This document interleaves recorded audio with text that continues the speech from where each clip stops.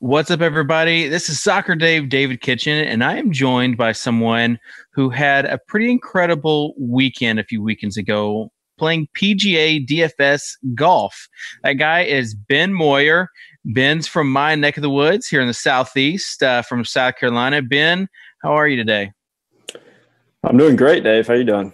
Oh, well, I can't complain. You know, us Southern people, we like to be hospitable. I want to know a little bit background on this story.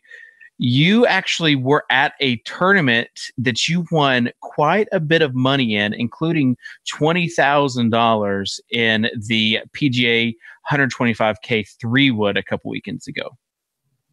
Yeah, down in Hilton Head, just an hour or so away from where I live, was the Heritage, and it's down there all weekend, just enjoying the golf and the festivities around it. It's a great time down there. Play PGA on DraftKings, have all season long. Just happened to be at the tournament, happened to be doing pretty well. And I'll tell you this, it is a lot of fun to sweat a tournament in person with the app and everything that you can take with you.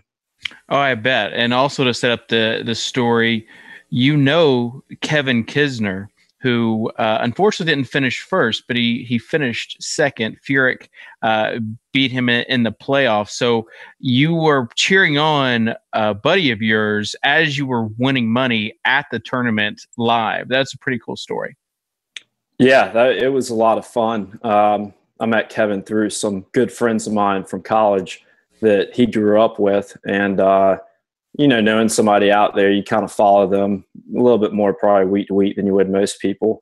But when he got in contention on Sunday, there was a big group of people that drove down, and I don't know the exact numbers. I didn't know all the people, but there were probably 30, 40 people following him. And a lot of us played on DraftKings. So we're sitting there watching our phones as we're watching him play. And it was an unbelievable experience. If he would have won, obviously that would have been great for all involved. But I think everybody agreed that it was a good weekend and a lot of fun. Yeah, for sure. I mean, you were up there in a lot of tournaments, and you look at one of the reasons why Kisner in the 3-wood was 0.2% owned.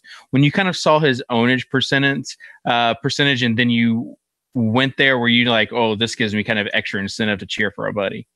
No, well, exactly. I mean, first, when you're putting down, a substantial amount of money, you're not going to play a guy just because you know him or he's your favorite player, whatever. But the numbers showed that he was a top 30 golfer, and with his price tag, I mean, it was, you got to be a little careful with value picks in golf, but if there ever was a value pick, he was one of them. And then when you get down there and he played, I think he birdied maybe 2 of the first 3 or something like that, but he was leading early on Thursday, and then, you're following Thursday, following Friday, and then I got out there Saturday and Sunday to watch it.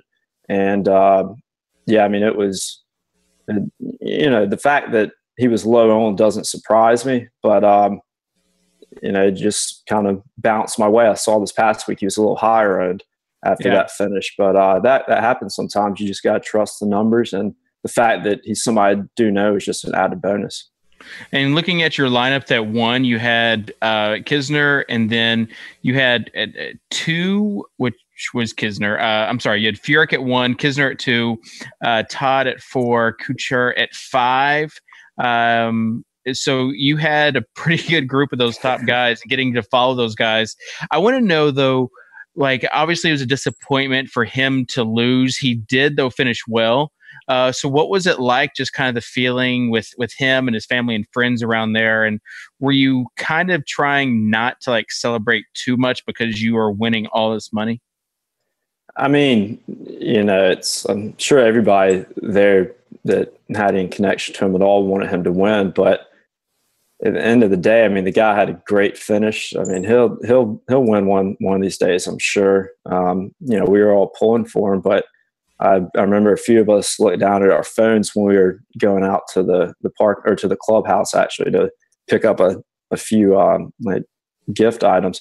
we looked at our phone and a big smile came across our face. So yeah, it sucked that he wasn't able to pull it out, but his bank account, I'm sure, isn't looking too bad. And, having that high of a finish definitely helped mine out as well. Yeah, I mean, your bank account not looking bad either. You also had your main team finished 7th in the 3-wood and placed quite high in all the tournaments, and you played quite a bit. So what did he say? Did you say anything like, "Hey, you won me a bunch of money on DraftKings"? Does he know about DraftKings? I think he knows about DraftKings. I hadn't talked to him. Pretty much the way it was on 18, it wasn't. The playoff, the way they had the grandstands, they were all packed. So if you're following him or any other group for that matter all day, you really can't get to the grandstands. So we were sitting there peeking around, just trying to get a shot at the putt in the final round, the final hole and the playoff hole. So we couldn't even really see. And so when they went back to 17, we took our chances it would come back to 18. And obviously it didn't. So by that point, we all just kind of dispersed. I don't know. I mean, I'm assuming he knows about DraftKings. Whether he knows how well, a few of us did because of him. Yeah. I don't really know. Probably owe him a drink or two though next time I see him. Yeah, definitely. As far as I guess it'd be pretty cool for him to make quite a bit of money, finish 2nd at this PGA event, and then also you making a lot of money. It's a very cool story. We've got a couple. DraftKings has a couple big golf tournaments coming up. Are you planning to use those winnings that you had 2 weeks ago to kind of hit it hard? Oh yeah, I mean, absolutely. I do this full time, and with basketball probably being my primary sport, it's in golf probably being right there second. I'm definitely going to continue hitting them hard, especially hit the qualifiers hard. With the Millie Maker, that and the Thunderdome, just trying to rack up as many tickets as possible. And I will say this past week was kind of tough. When you have a certain course like that where everybody can go low, I mean, all those guys, except for Mike Weir, can shoot like a 65 every day. But when you have TPC coming up down Sawgrass and then Quail Hollow the following week, it'll be a lot difficult, more difficult of a course than this past weekend. And that's when I really think that the edges can be had. So yeah, definitely going to make a run throughout the summer. I mean, that's one thing that's great about golf is that the season lasts, pretty much year round. So definitely going to try to keep it up, keep the momentum going. With Furyk, was he a guy that you were rostering before the Heritage? Obviously, he had a few disappointing finishes. Was fairly highly owned, but this time it paid off. Was he a guy that you just thought you would stick with? Well, with Furyk, I mean, he's the guy that, it's well noted that he hasn't been able to close the past few years, but I mean, he's also been there as well. So you can't, to nail down the winner every single week is difficult, but if you can get guys that are up, the leaderboard top 10 that put themselves in contention week after week, then yeah, those are the guys you look for.